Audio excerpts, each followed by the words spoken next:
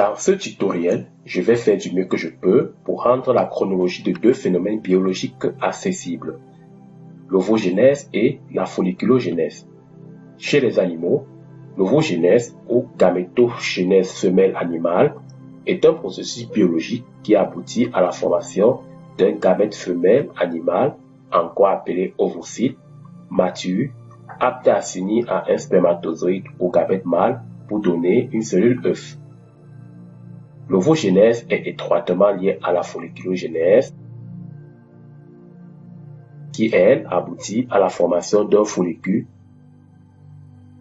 qui possède les fonctions endocrines par la production d'hormones sexuels et des fonctions paracrines par la production de protéines qui rythment la croissance des ovocytes, celui résultant de l'ovogénèse.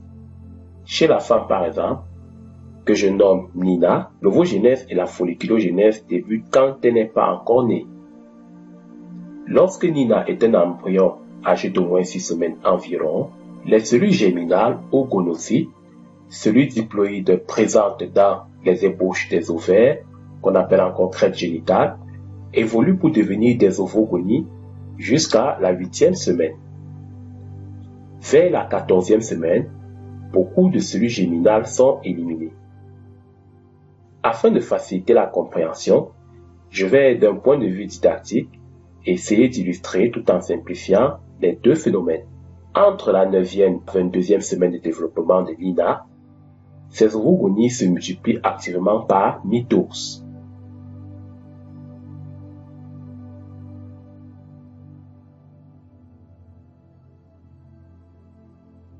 Beaucoup des ovogonies entament leur croissance entre la 12e et la 25e semaine pour devenir des ovocytes 1 ou ovocytes de premier ordre. Je rappelle qu'à 8 semaines de développement, Nina est déjà devenue un fœtus. Entre la 16e et la 29e semaine, chaque ovocyte 1 s'entoure de quelques cellules somatiques aplaties, l'ensemble formant le follicule primordial.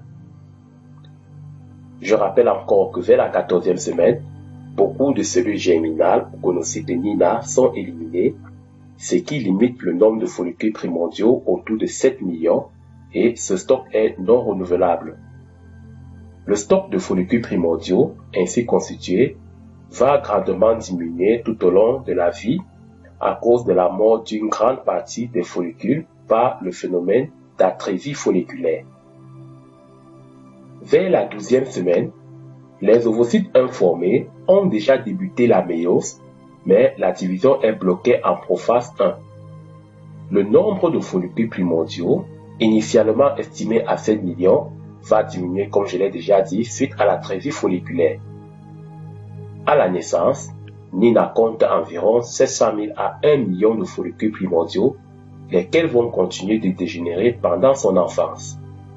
Pendant ce temps, les ovocytes 1 bloqués en prophase 1 continuent de grandir et auront une taille environ 4 fois plus importante.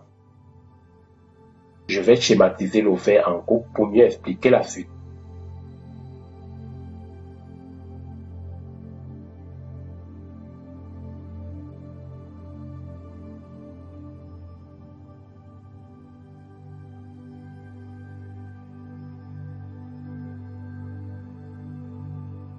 Au début de la puberté, Nina possède environ 300 000 à 400 000 follicules primordiaux, ce qui sous-entend 300 000 à 400 000 ovocytes 1. À partir de la puberté, 15 à 20 follicules primordiaux de Nina entament une phase de croissance par jour vers le stade de follicule primaire. Bien sûr, beaucoup meurent par atrésie. Les follicules vont s'entourer des cellules folliculaires supplémentaires. On obtient successivement les follicules secondaires, puis les follicules tertiaires ou cavitaires, c'est-à-dire qui possèdent une cavité folliculaire et, je précise, contiennent toujours un ovocyte 1 bloqué en prophase 1. Bien sûr, beaucoup dégénèrent pendant cette phase.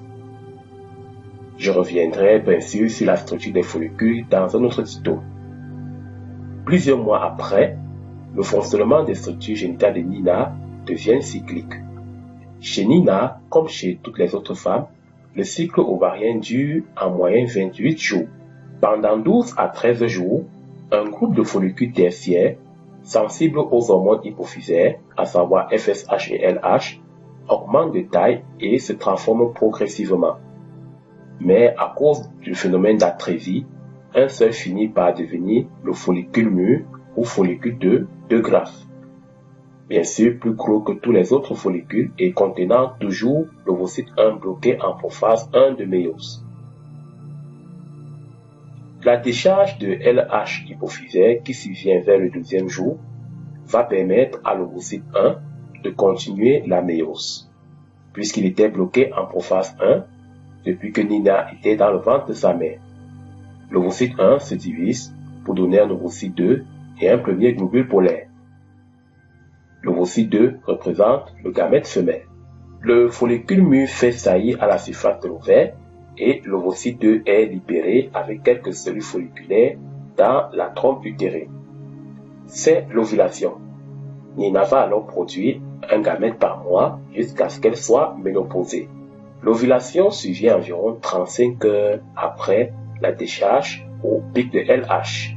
L'ovocyte 2 de Nina libéré va commencer sa deuxième division de la méiose sans la finir, puisqu'il est bloqué au stade métaphase 2.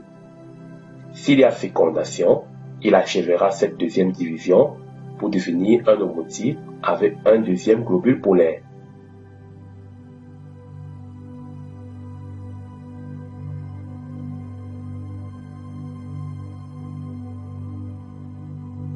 Dans le cas contraire, il est éliminé par les règles ou menstrues. Voilà, j'espère que vous m'avez bien suivi. Dans un autre tuto, je vous ferai une étude comparée assez explicite de l'ovogénèse et la spermatogénèse. En attendant, portez-vous bien et visionnez sans modération. À bientôt.